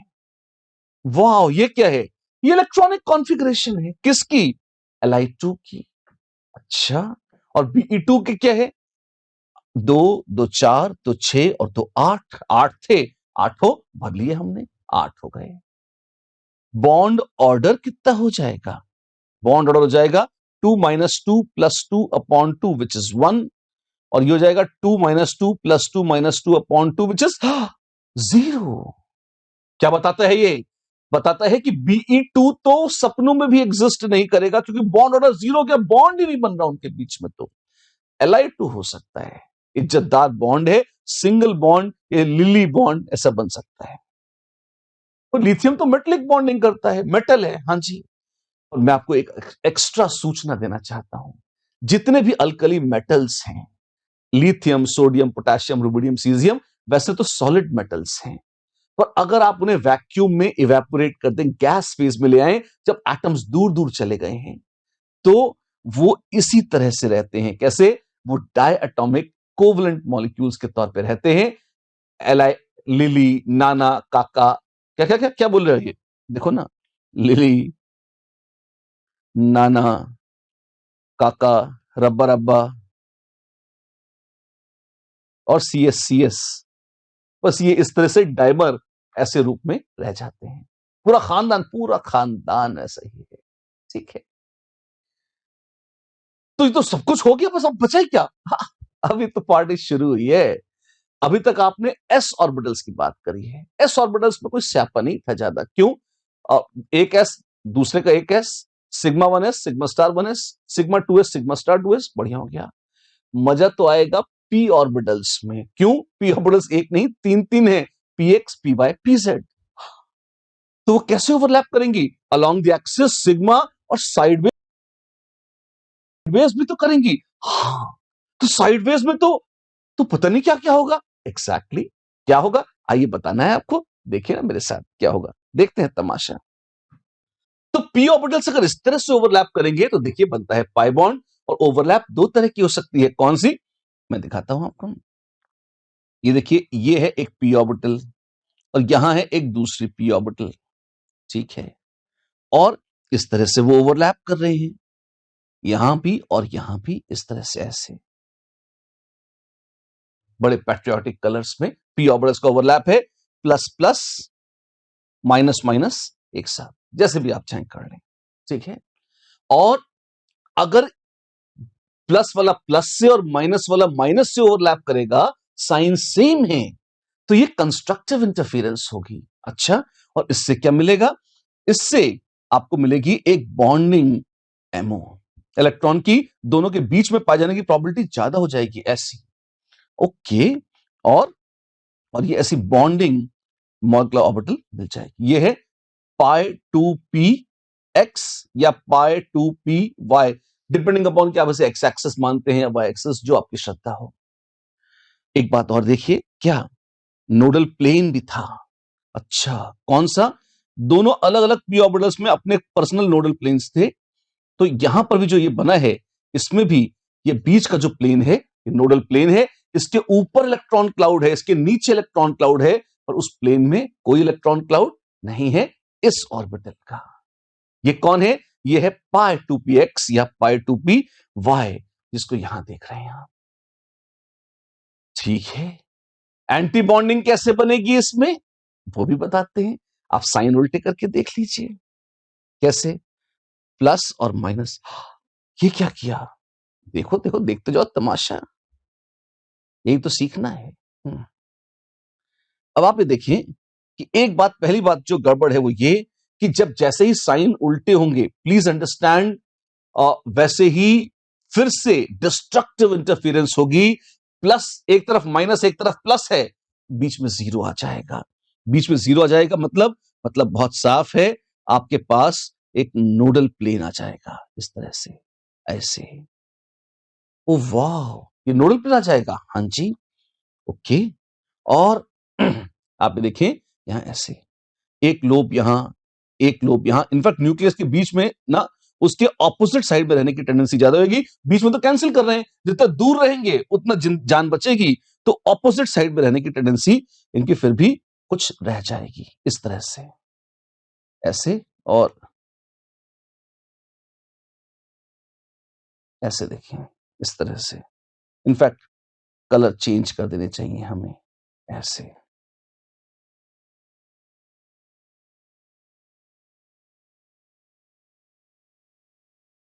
डिस्ट्रक्टिव, विध्वंस, इस तरह का।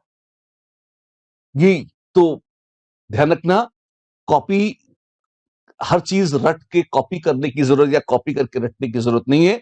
मैंने आपको हाथ से स्केच करके इसलिए दिखाए हैं ताकि आपको दिख जाए कि कॉमन सेंस से आप भी इनको खुद स्केच कर सकते हो। जैसे ये देखो, ये कौन सी है? ये यहां पर नोड बन गए, ये नोड और ये नोड बन गया, और चार टुकड़े हो गए, चार लोब्स बन गए किसके? ये है पाई स्टार 2p x या पाई स्टार 2p y। ये एंटी बॉन्डिंग ऑर्बिटल है, पाई वाली बॉन्डिंग और एंटी बॉन्डिंग। तो पी ऑर्बिटल्स के तो दो हश्र हैं हमारे। इनफैक्ट चार तरह की पी ऑर्बिटल बनी है एमओज में, सिग्मा 2p z,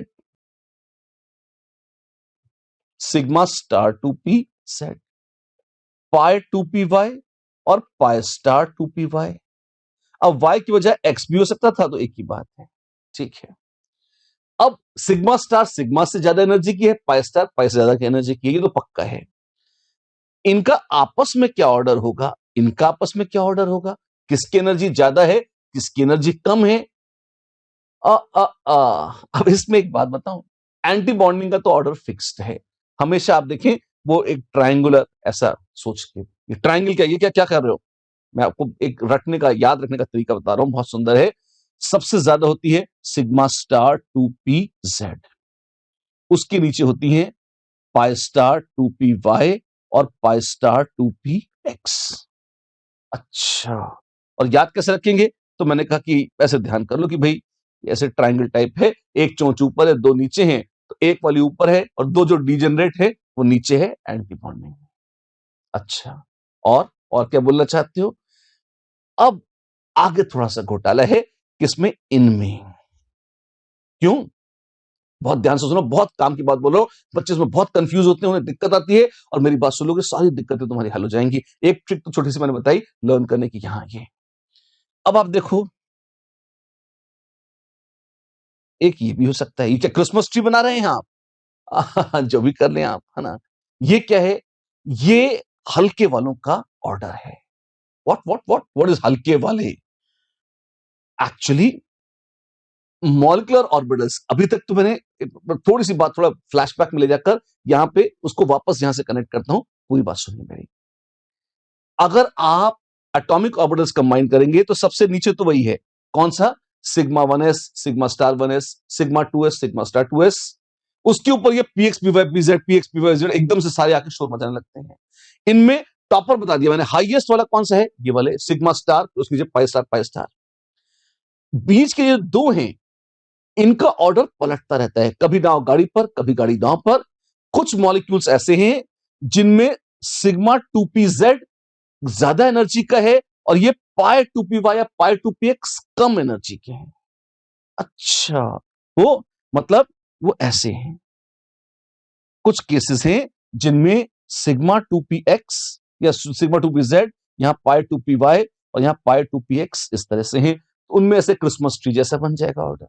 अच्छा, लेकिन ऐसे ही, बहुत अच्छी बात है, ध्यान से सुनिएगा, बिल्कुल ध्यान न भटके। ऐसे ही कुछ दूसरे मॉलिक्यूल्स भी हैं, उनमें क्या है? उनमें टॉपर तो वही है जैसा था, कौन सा? सिग्मा स्टार 2pz, फिर pi star 2py, pi star 2px। लेकिन यहां पर ये चोंच उल्टी है। अच्छा, और ये क्या है? यहां पर है पाई 2py, पाई 2px, और सबसे नीचे है सिग्मा 2pz। इस तरह का स्ट्रक्चर है, ठीक है। तो ये दो अलग अलग कौन से, हमें तो खाली एटॉमिक नंबर 10 तक सिलेबस में है, आपने बताया था, उसमें भी एक गड़बड़ हो जाती है, जिनमें number of electrons less than equal to 14 है। ये 14वीं का चांद जो है ना, जिनमें 14 है, उससे कम इलेक्ट्रॉन्स हैं, उनको मैं कहता हूं हल्के वाले, और हल्के वालों का ऑर्डर है ये।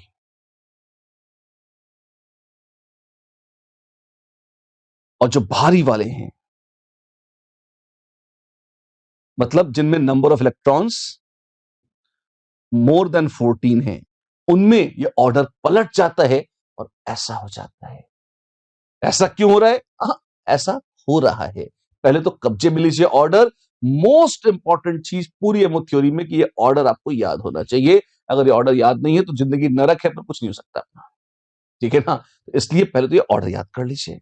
अच्छा, फिर आगे देखते हैं, फिर उसके बाद क्या करेंगे। एक नोटेशन है जिरेड और अनजिरेड एमोस का, सुंदर है ये शब्द, पर इस पर हम लौटेंगे अगले सेशन में। क्यों? अभी हम इसकी बात करेंगे तो बहुत इंपॉर्टेंट चीज मिस हो जाएगी, और वो कौन सी है? इलेक्ट्रॉनिक कॉन्फ़िगरेशंस जो हम लिख रहे हैं, पहले आइए उनको हैंडल करते हैं ढंग से। मॉलिक्यूलर ऑर्बिटल डायग्राम जो 14 इलेक्ट्रॉन सिस्टम या उससे ज्यादा के लिए भारी वाले जो हैं, उसकी बात करेंगे। हाँ, भारी वालों में ये ऑर्डर है, आप देखिए क्या कहता हमने। अ, ये ऐसा है, ऐसा और ऐसा, ठीक है। कोई एग्जाम्पल लेके बताइए ना, आप ऐसे बता रहे हैं, समझ में नहीं आ रहा, पता नहीं क्या बोले जा रहे हैं। सनकिए मत, सुनिए। 14 इलेक्ट्रॉन किसमें होते हैं? नाइट्रोजन में। उससे ज्यादा किसमें है? ऑक्सीजन ले लीजिए, O2 है। अच्छा, तो O2 में कितने इलेक्ट्रॉन्स हैं? एक O में 8 हैं, O2 में 16 इलेक्ट्रॉन्स हैं। 16 यहां भरे, हाँ, तो कैसे होता है? 1s2, 2s2, 2p4, 8 इसमें, और 1s2, 2s2, 2p4, 8 इसमें। ये क्या थे? एटॉमिक ऑर्बिटल में ऑक्सीजन के 8 8 16 इलेक्ट्रॉन थे। एमओ में जब आए तो यहां sigma 1s2, sigma star 1s2, ये हो गया। Sigma 2s2, sigma star 2s2, ये भी हो गया। +2 -2 +2 -2 काटते जा रहे हैं एक दूसरे को। सिग्मा 2pz, अब कितने बचे? 2 2 4 2 6 2 8 हो गए, 8 बचे हैं। 1 2 3 4 5 6 7 और 8 डिजेनरेट ऑर्बिटल्स हैं, तो पैरेलल स्पिन्स के साथ ऑक्यूपाई करेंगी। वाह, तो ये क्या है? ये इलेक्ट्रॉनिक कॉन्फ़िगरेशन है, किसकी? एमओ की। सॉरी O2 की। अम, हमेशा डायग्राम इतना भयंकर सा बनाना पड़ेगा ना? रे ये तो बहुत आसान है, एक बार लिख के देखो मेरे साथ। कैसा था? बोलते जाओ सिग्मा 1s2, लिखना भी है खुद लिखो, sigma star 1s2, sigma 2s2, sigma star 2s2। यहां तक तो बिल्कुल अंधाधुंध लिखते जाओ ब्लाइंडली। अब सावधान, भारी वाले हैं तो पहले आएगा सिग्मा 2p z, फिर पाई 2p x और पाई 2p y, सब में 2 2 4 2 6 इलेक्ट्रॉन यहां चले गए, टोटल 14 हो गए। फिर उसके आगे है पाई स्टार, ये ऊपर नीचे क्यों लिख रहे हो? डिजेनरेट है इसलिए साथ साथ लिख रहा हूं। पाई स्टार 2p x और पाई स्टार 2p y, इसमें अब 2 ही बचे हैं तो डिजेनरेट हो एक एक चला जाएगा। ये एमओ कॉन्फ़िगरेशन O2 की है। हाँ, या तो ऐसे लिख लें या ऐसा सुंदर भव्य डायग्राम बनाना चाहें बना ले, जो आपको अच्छा लगे। डायग्राम रफ में क्यों बनाएंगे जबरदस्ती, लोग लिख ही लेते हैं ऐसे। क्या पता लगा लिया इससे, क्या फायदा हुआ लिखकर ये सब? मालिक यही होती है, मेन चीज यही होती है, एमओ थ्योरी में इतने लिखते हैं। ये एमओ डिस्क्रिप्शन है किसका? O2 मॉलिक्यूल का। बॉन्ड ऑर्डर निकालिए, निकालते हैं, कितना जाएगा? ये तो आप कैंसिल करिए तो ये तो +2 -2 तो 0 जाएंगे। यहां 2 + 2 + 2 6 -2/2। वाओ, बॉन्ड ऑर्डर 2 है। वो तो हमें पहले से ही पता था वैलेंस बॉन्ड थ्योरी से। ओ ओ लीजिए जी, ऐसे बना लेते थे। आपने तो इतनी एमओ कॉन्फ़िगरेशन लिखी, ये सब पढ़ा, हमने तो डायरेक्ट बना लिया। बना सकते हैं, पर आप एक ऐसी चीज नहीं पकड़ पाएंगे वैलेंस बॉन्ड थ्योरी से जो एमओ थ्योरी ने बड़े एफर्टलेसली आपको बता दी है। क्या? आप ये देखिए, जो वैलेंस बॉन्ड थ्योरी से जो आप ये लुईस डॉट स्ट्रक्चर बनाया करते थे वैलेंस बॉन्ड थ्योरी के अंतर्गत, उसमें अगर आप देखें, क्या O2 डायामैग्नेटिक है या पैरामैग्नेटिक? ये क्या है? अभी तो बताया था, अनपेयर्ड इलेक्ट्रॉन हो तो पैरामैग्नेटिक है और नहीं हो तो डायामैग्नेटिक है। और यहां तो कोई अनपेयर्ड इलेक्ट्रॉन जैसी कोई चीज दिख नहीं रही है। तो वैलेंस बॉन्ड थ्योरी से या लुईस डॉट स्ट्रक्चर से तो फील आती है कि O2 शुड बी डायामैग्नेटिक, होना ही चाहिए।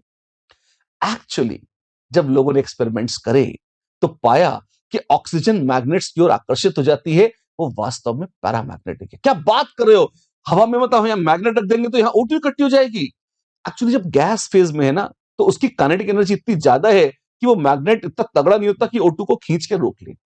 लेकिन अगर आप उसे ठंडा कर लें, लिक्विड ऑक्सीजन ले लें और उस लिक्विड ऑक्सीजन में आप मैग्नेट डुबो के निकालेंगे, तो जैसे आयरन फाइलिंग्स चिपक जाती हैं मैग्नेट से, वैसे ही O2 भी बिल्कुल चिपक जाती है मैग्नेट से।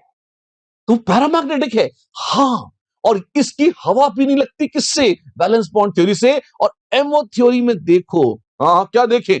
अनपेयर्ड इलेक्ट्रॉन है, एक नहीं दो दो हैं। अच्छा, और जिसमें थे अनपेयर्ड इलेक्ट्रॉन वो तो पैरामैग्नेटिक था। यस, वो पैरामैग्नेटिक था। तो O2 पैरामैग्नेटिक है। यस, O2 पैरामैग्नेटिक है। And this is the first major success of MO theory as compare to VBT. O2 जो इतनी साधारण चीज है, हर जगह होती है, हवाओं में है, सांसों में है, फिजाओं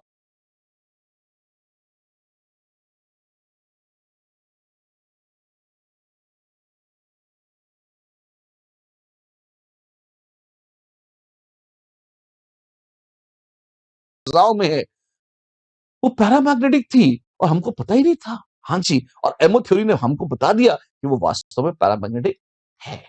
this is one of the many but the first advantage of या success of MO theory as compare to VBT. ठीक है, कुछ और? हाँ, O2 बहुत बार एग्जाम में आ चुका है तो आपको इसको ध्यान से देखना चाहिए। प्लस एक बार O2 प्लस और O2 माइनस और O2 2 माइनस, इनकी एमओ कॉन्फ़िगरेशन लिखें। अच्छा, वो तो ऊपर लिख के दिखा दूंगा। इनका बॉन्ड ऑर्डर निकालें और बताएं कि ये पैरामैग्नेटिक हैं या नहीं है। अच्छा, तो क्या बॉन्ड ऑर्डर निकालिए इनका, और पैरामैग्नेटिक हैं या नहीं ये बताइए। कोशिश करते हैं। O2 का तो पता चल गया, दो है बॉन्ड ऑर्डर और पैरामैग्नेटिक है। O2 प्लस क्या किया? एक इलेक्ट्रॉन उड़ा दिया, उड़ा दिया। कहां से उड़ाएंगे? Outer most orbital. कौन है रे आउटर मोस्ट? ये है। अच्छा, वाई से क्यों उड़ाया? पीएक्स से उड़ा देते। अरे किसी भी एक से उड़ा दे यार, की फर्क पैदा है ना। तो आपके पास क्या है? ये आ जाएगा बॉन्ड ऑर्डर कितना हो जाएगा? 6-1/2।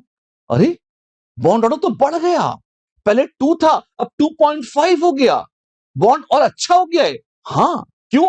एंटी बॉन्डिंग से इलेक्ट्रॉन निकाले यार, एंटी बॉन्डिंग तो वैसे भी विनाश कर रही थी, बैठ के निकाल दिया, टुकड़ा कटाया, अच्छा हुआ। तो क्या हुआ? बॉन्ड ऑर्डर कितना हो गया? 2.5। अनपेड इलेक्ट्रॉन है, एक है। पैरामैग्नेटिक है, हाँ है ना।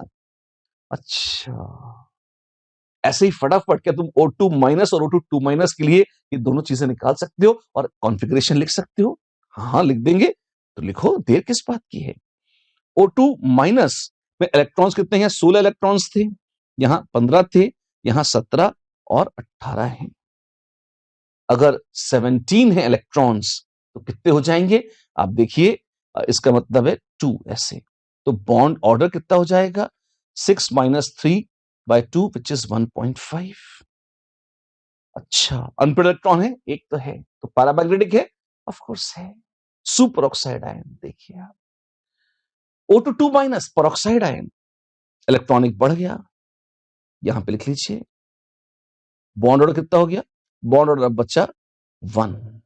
सिंगल बॉन्ड है, पैरामैग्नेटिक है ना, कुछ नहीं, सारा दम पार हो गया, सारे इलेक्ट्रॉन्स पेयर्ड हो गए, अनपेड इलेक्ट्रॉन नहीं है, तो पेरोक्साइड पैरामैग्नेटिक नहीं है। ये चारों स्पीशीज मैक्सिमम बार एग्जाम में आई है, एक एक स्पीशीज 2-2 3-3 बार कम से कम रिपीट हुई है, एक आध ज्यादा भी हुई है। ध्यान से देख लीजिए इसे, ठीक है, ऐसा है।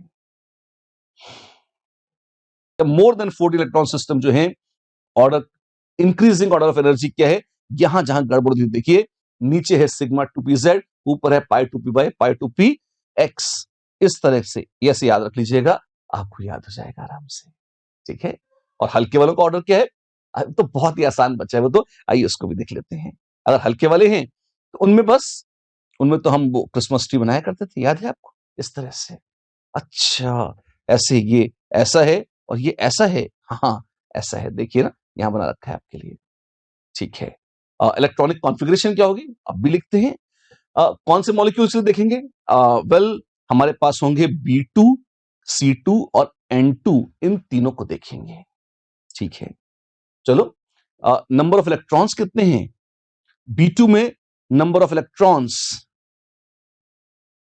है 5 + 5 10, इसमें 12 और इसमें 14, सिर्फ 10 इलेक्ट्रॉन है। हाँ, तो 2 2 4 2 6 2 8, डायरेक्ट यही लिख दिया आपने, सारी कॉन्फ़िगरेशन तो पहले लिख जाओ।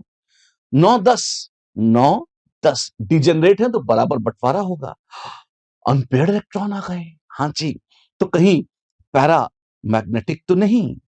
हाँ है। बॉन्ड ऑर्डर तो बताओ, अभी लो, +2 -2 +2 -2 0 हो गया और 2/2 1। तो B2 का बॉन्ड ऑर्डर 1 है। हाँ, अनस्टेबल है, बन तो सकता ही है, पर गैस फेज में अगर 2 एटम मिल जाए तो बना लेंगे, ठीक है। एक मजे की बात और देखिए, सिग्मा और सिग्मा स्टार, सिग्मा और सिग्मा स्टार काट चुके हैं एक दूसरे को, ये जो है अकेला बॉन्ड है, the final man standing, A final bond remaining between 2 atoms, और ये सिग्मा नहीं पाई बॉन्ड है।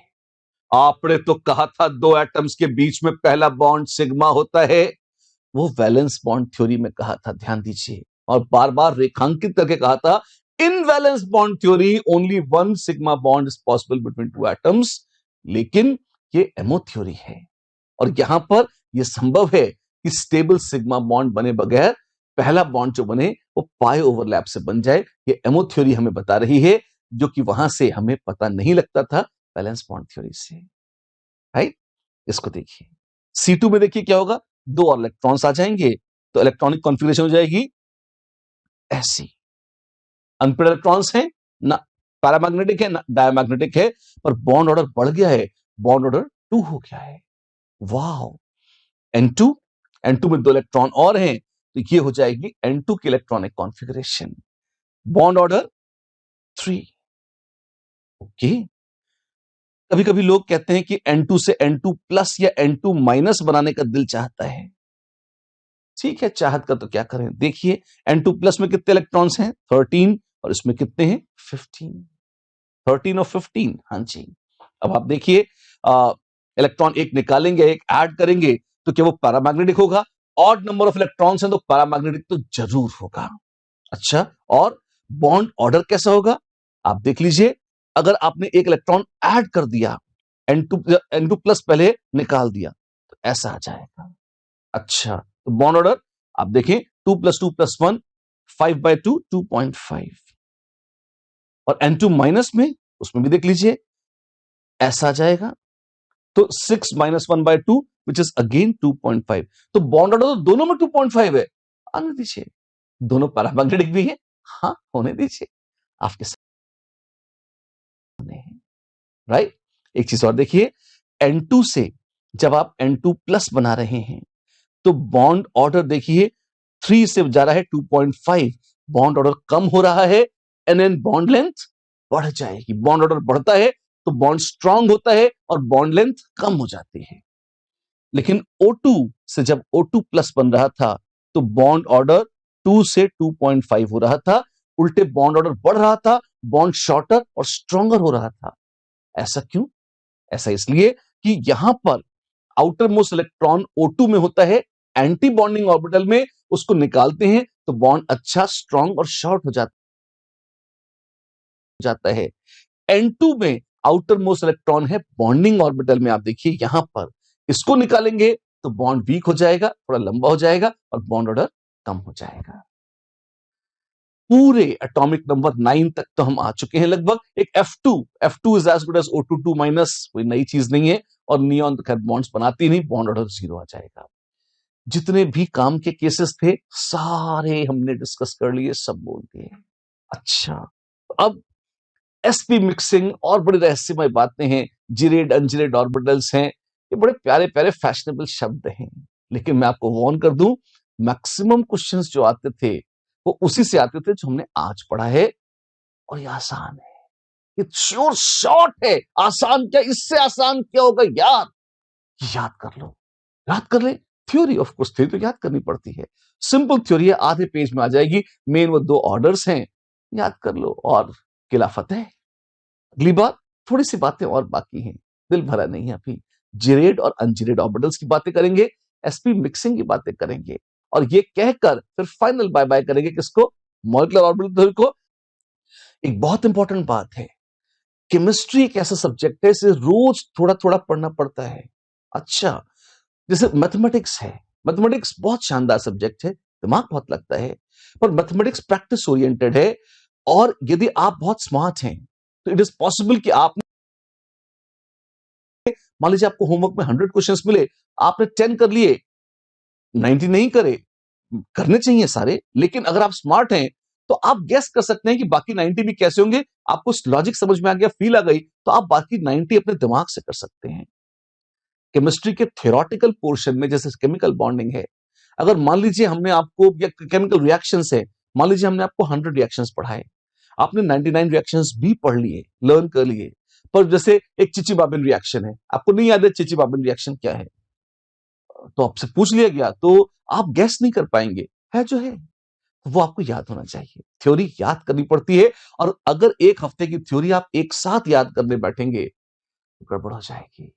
आपको रोज याद करनी होगी, रोज का काम रोज लर्न करना है, असाइनमेंट करने हैं, और इस तरह से बढ़ना है विजय की ओर।